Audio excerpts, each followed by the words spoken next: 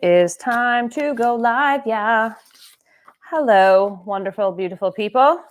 It is me, Jenny Mitich, and it's time for a quick afternoon live. It's a beautiful day, September 11th, remembering all of the victims of the September 11th attack. I was actually in high school when that happened. I think it was my junior or senior year. Man, craziness that it's been that long ago. But yeah, so remembering that today.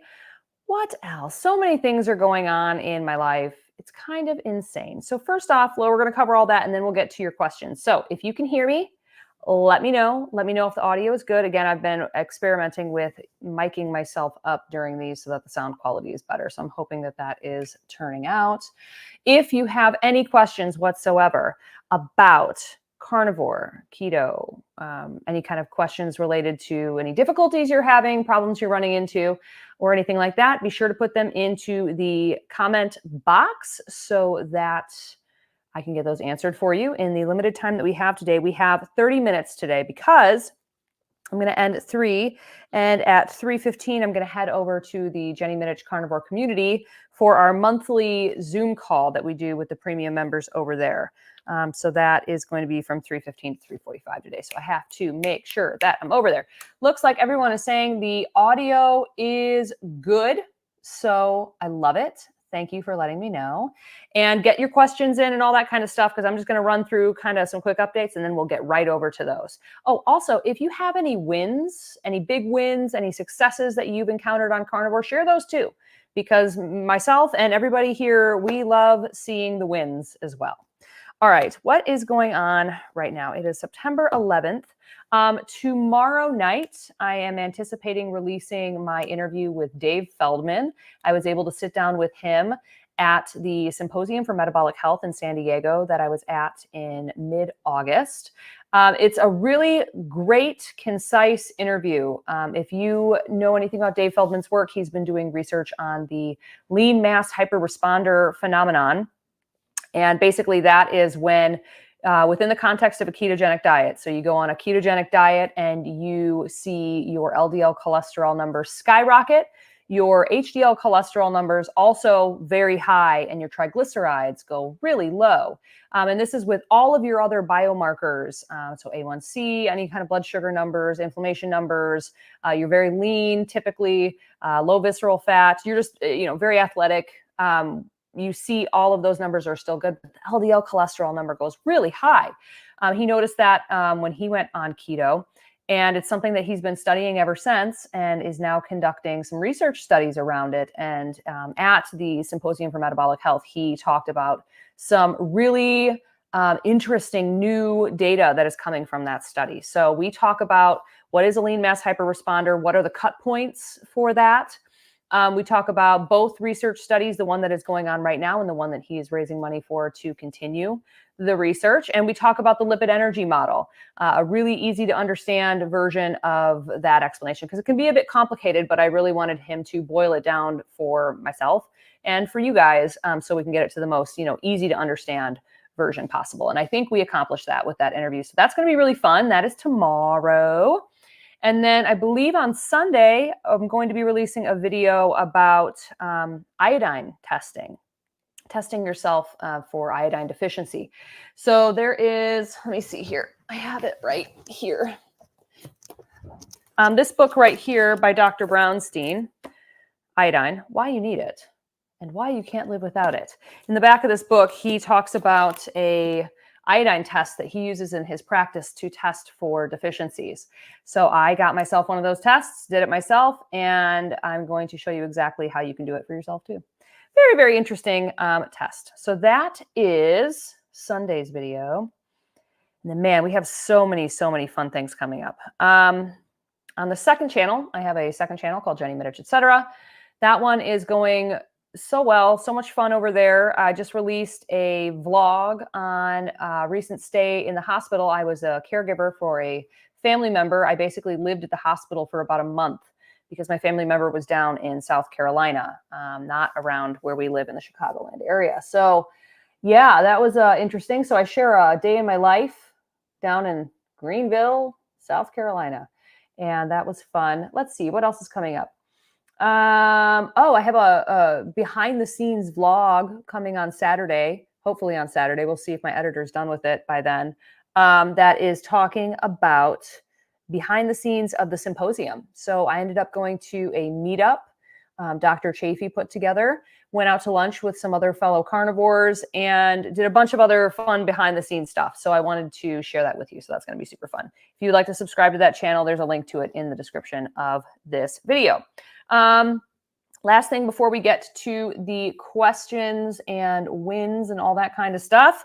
This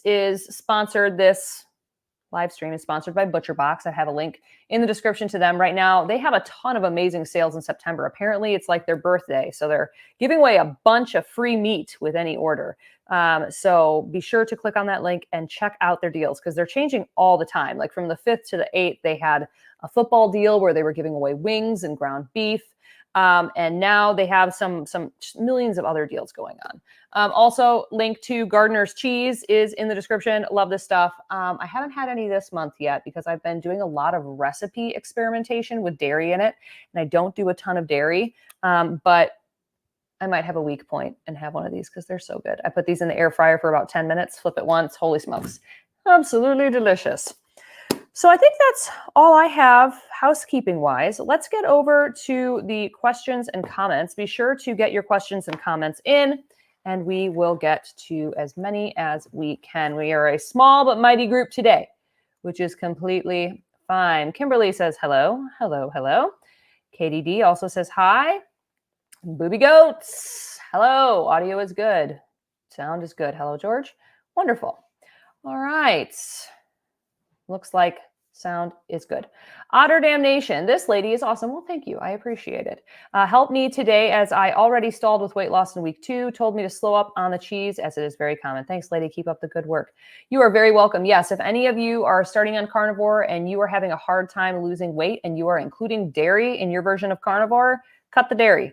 That is the number one easiest thing you can do in the beginning. Dairy is a very, very, like the most common reason why you're not losing weight on carnivore. That's why I don't consume it very much. Like I love these baked cheeses and I love, the cheese curds and all that stuff, but I cannot eat it very often if I'm wanting to lose weight or even maintain. I will gain if I eat too much. So you're very welcome, Otter Damnation.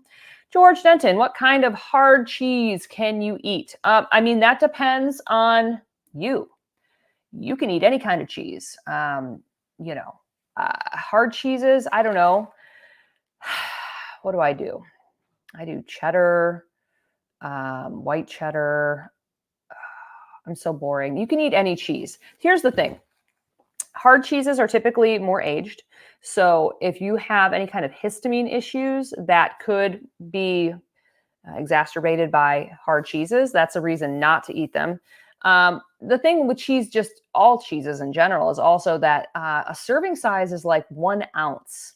And if you were to weigh that on a scale, you would be surprised at how little cheese that is. It's very, very easy to overeat cheese. I think that's half the reason why on carnivore, when you're not losing weight and you're including dairy, it's because you're eating a ton of cheese, right?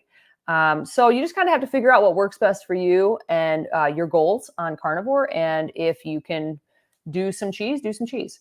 But it's kind of like as what hard cheeses, you can do any of them. Just make sure it doesn't have like covered in honey or like sugar or things like that. Sorry, my eyeball is itching and it's driving me crazy.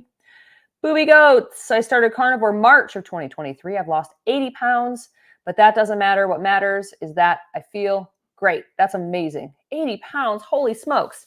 And you've been on it a little over like a year and a half. That's amazing. Very good. Good job. Good work. Hey, 80 pounds is nothing to, that's amazing. That's a lot of weight. And I'm glad that you are feeling better. We got to keep sharing that success story with other people. Otter Damnation. Watermelon element is good. I think you meant to say good, by the way. Or is it the GOAT? Greatest of all time. Yeah, I love watermelon element. So in their sparkling waters, this is a grapefruit one, but I love the watermelon one too. It comes in the premixed and then it comes in the packets too. If I was to pick, besides the raw unflavored, my next favorite is watermelon element. My husband is texting me, what hard cheeses can you eat? So I'll tell you what he suggests. He says Parmesan, Asiago, Gouda, and Havarti. Thank you, Goran, for contributing to the live stream. I appreciate it. Sorry, I had a brain fart. I don't eat a ton of cheese. He's texting me. That's so funny. All right. Rick, hi from the Netherlands. Hello. Slowing into carnivore, had a kidney removed in 2000 and a stroke in 2017. A lot of medication. Am I doing the right thing? Feel pretty good. Yeah. So you're working with one kidney. Kidney health, kidneys are very sensitive to carbs and sugar. That is what is killing a lot of people with their kidneys, is just really high carb consumption and sugar consumption. So yeah, any way that you can get blood glucose and blood pressure and all that kind of stuff under control is going to take the pressure off of your kidney, your remaining kidney. Same thing with stroke. I would say, ease into it if you want to. That's totally fine. Stay on your medications for the time being and make sure you're working with a physician to lower those. But if you're on blood pressure medication and things like that, you may notice that your blood pressure normalizes pretty quickly. And that if you continue taking the amount of medication that you're taking, you might get too low of blood pressure. That has happened for some people.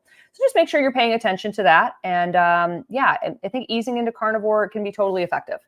I kind of wish that I had done that, because I had absolutely terrible keto flu and oxalate dumping from going cold turkey. So yeah.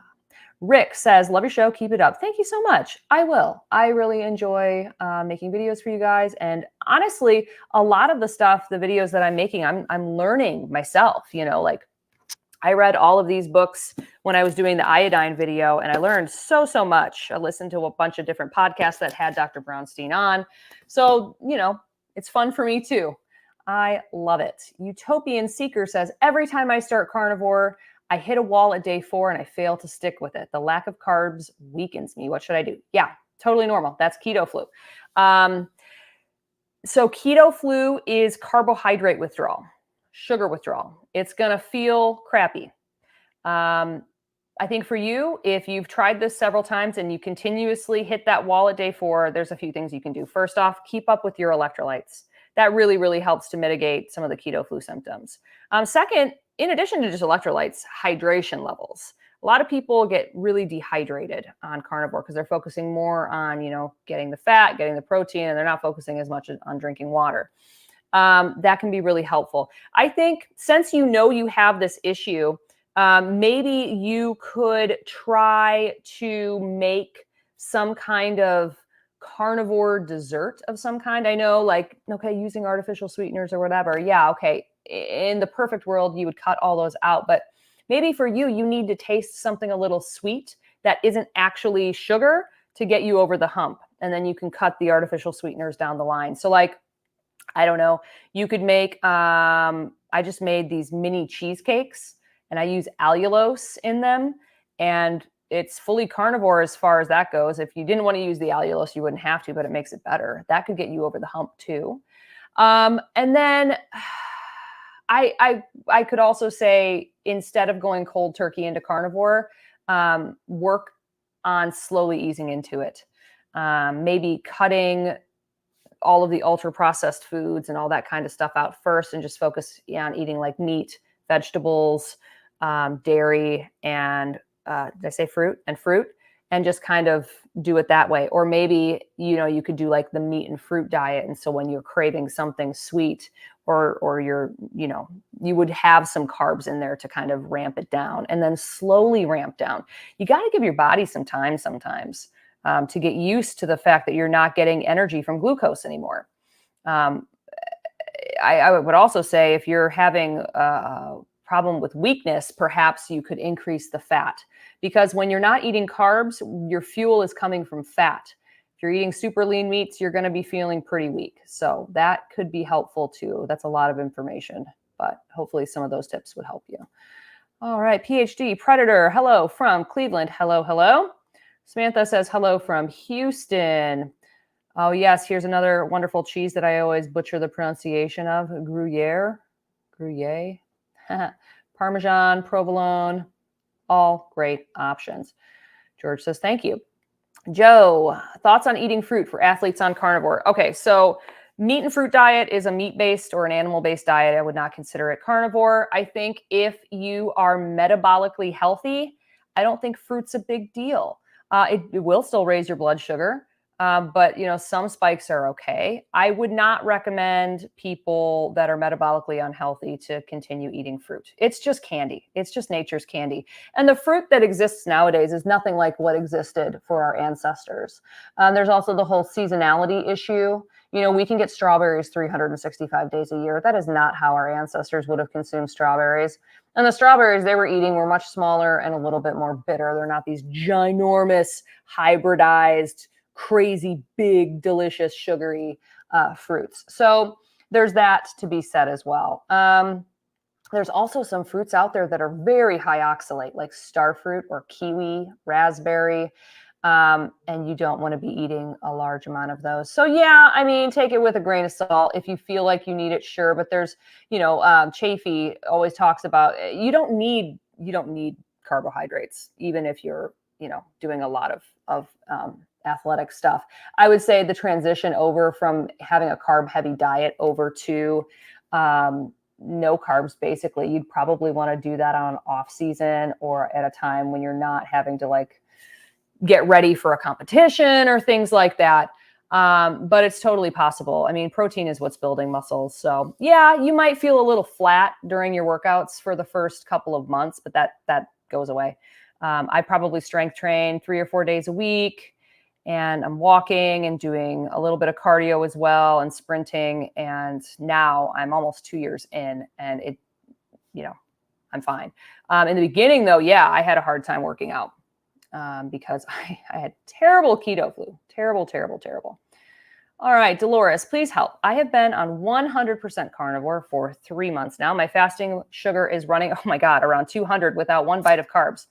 What can I do? I've lost 35 pounds. Okay, that's really, really high. If you have not had any carbs, a blood sugar that high is indicating insulin resistance. And you need to continue losing some more weight to get that down for sure. Do you wear a continuous glucose monitor, or are you just doing a finger stick for this? That would be a question. I would probably recommend looking at lowering the amount of protein that you're consuming by a little bit and upping the fat. And then I would also think about eating your meals earlier in the day. Our circadian rhythms tend to the same meal at night, that if you had it in the morning and at night, the same meal at night would cause your blood sugar to spike more. And then in the morning, it's going to, continue to have that spike. So eating your meals earlier in the day, fasting can be a really effective way to drop your insulin levels, which will in turn help to lower your glucose levels over time. It'll help you lose some more weight and all that kind of stuff. Exercise, building muscle. So muscles are a repository for glucose.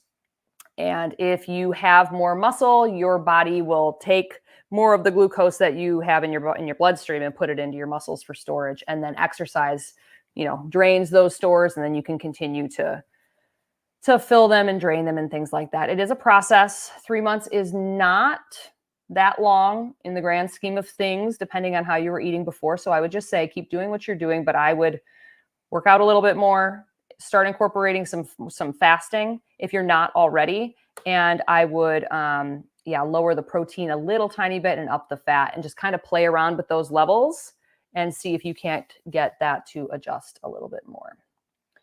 Dawn from Maine, 1 week in, blood sugar is down in the 200s. My A1C that was done 2 weeks ago came back at 10.5. So for you, going down to the 200s is great. And you really want to get that blood sugar and A1C down quickly. Insulin resistance, high blood sugar, is a main cause of high blood pressure, metabolic syndrome, and all of these issues that we are, type 2 diabetes and all of these things. So yeah, getting the blood sugar under control should be your number one concern. You've already been doing it 1 week in and it's already declining that much. That's amazing. So keep up the good work. That is a big win. And hopefully here in the next couple of months, you're going to be getting that blood sugar that's down, in the low 100s, maybe even into the 90s, and then you can continue to make progress. It's the body is a remarkable thing. You know, it. Sorry, I'm blocking my microphone. The body is a remarkable thing. It really wants to have normal levels, blood sugar, blood pressure, things like that. So when you feed your body the appropriate food, it just settles back down into, homeostasis the way it wants to be. So hopefully that will continue for you. Be sure to get your questions in. Also, be sure to let me know if you have any wins on carnivore and things like that. We've got about another 10 minutes that I can stay on with you, and I want to make sure I'm answering all of your questions in the time that we have. Captain Philly, been animal-based for years, just switched to carnivore, got racing heart, lightheaded, and tired, eating a lot of protein and fat every time I eat strict carnivore, and also lose too much weight. Okay, so yeah, racing heart, lightheaded, tired, those are keto flu symptoms. The way that you can mitigate some of those, some of those you're just going to have a little bit while you're going through the carbohydrate withdrawal process. Electrolytes are really helpful for that. For you, if you've been animal-based, you still could have been eating a ton of carbs and then going animal-based. Like if you were doing meat and fruit, you could have been eating 200, 300 grams of carbs per day. That's a ton. So maybe for you, you want to start ramping it down. Like maybe if you're at 200, go down to 175 and then 150 and then 125 and do that slowly over, a couple of months. And that will help to lessen the amount of keto flu that you experience. But yeah, racing heart, lightheaded, tired. Those are very normal, common keto flu symptoms. So make sure you're staying hydrated, do your electrolytes, think about perhaps ramping down carbs instead of going cold turkey into carnivore. Dolores says she's doing a finger stick. So yeah, finger sticks are fine, obviously, but I would recommend, if you can, budgetarily, picking up a continuous glucose monitor. They are now available over the counter. Dexcom has one. It's called Stello. I have not tested it yet, but I'm going to be.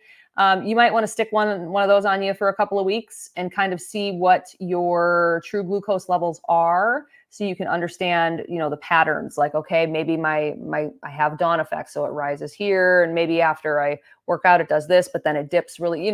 It's kind of fun to evaluate that. So that's an option for you to try to dial in the blood sugar a bit more.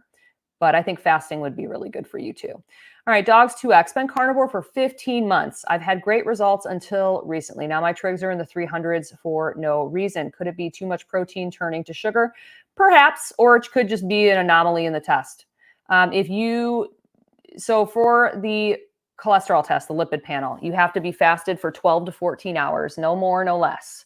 You can only drink water beforehand. If you drank black coffee beforehand, caffeinated or decaffeinated, for about 30% of the population, I was going to say popularity, for 30% of the population, that can cause skewed triglyceride numbers. So for you, I would say before you freak out, go and do another test and make sure you do all those, fasting things, 12 to 14 hours, don't drink coffee. And if it's still high, then yeah, I would basically triglycerides in the blood is just potential energy that doesn't have a place to go. So working out, maybe some fasting, perhaps adjusting down your protein and upping the fat a bit could all be helpful for sure. All right, Otter Damnation. Can you eat fiber wraps? 5 grams of carbs, but all from fiber. Will it bloat you? So no, you don't want to eat any plant material on carnivore. The only exception to that would be like spices. I don't think it's a big deal to eat spices. I do garlic powder, onion powder, things like that. But yeah, it could bloat you. It just depends. Fiber is just plant material, and your body can't absorb it. That's, why it all comes out. I don't really want to be eating things that my body can't use. So I do not anymore. Kimberly Meyer, I had a glucose 106 last October. My blood work in August, glucose 98. That is awesome. Coming on down. That's what you want. That's what you want. Who was I listening to? Ben Bickman and a few others. They're saying fasting glucoses to be like not insulin resistant at all. You want it to be in the high 70s, low 80s.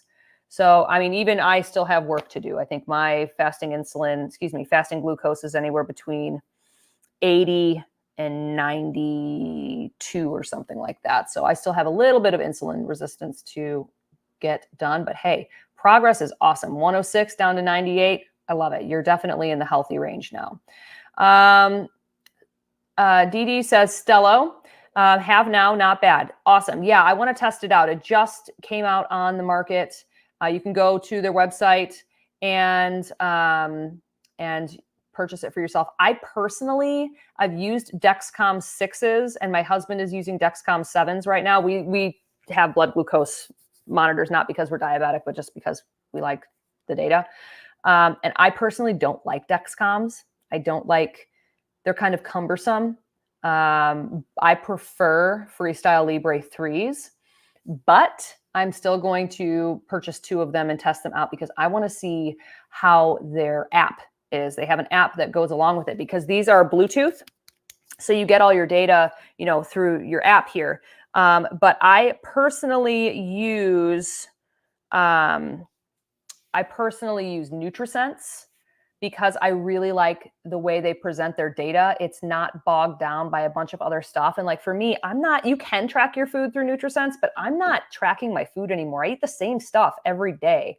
Beef, butter, bacon, and eggs 90% of the time. I don't need to be putting my food in all the time. I know what my spikes are, and I don't really have spikes. The only time I have spikes is if I have a cheat meal. Or if I go into a sauna or a steam room or things like that, that can, cause that. Or if I have a really hard workout, but there's still not like spikes if I ate as drastic as if I ate like a piece of chocolate cake. If I did that, my spike would go up to like 170 and then it would drop really quick. But yeah, I prefer NutriSense. So I'm going to test them out. And I will make a whole video on it and I will let you know. All right, we've got 3 minutes. So let me power through the rest of these. Get your questions in if you would like them answered in this time. Just me, Horu, been carnivore since March. My heart rate has been high lately, tired but wired, feeling a lot of anxiety. That's not my normal. Also some hair loss. Any suggestions? Yeah, it could be a million things. You've been on it long enough where it's not really keto flu anymore, unless, you had some inconsistencies with it. I would say some of that could be thyroid related stuff. Anxiety, hair loss, things like that. I'd probably say perhaps do some blood work. If you're doing everything the same and it has been working for you, I would probably look at that next. I'd do a full thyroid panel. I have a whole video on that on my channel. I think there's 5 or 6 tests that you want to get done. Dogs fasted, and this is the 3rd one, no coffee. Okay, so then you've already done all that. Yeah, I would say, let me get back to your question.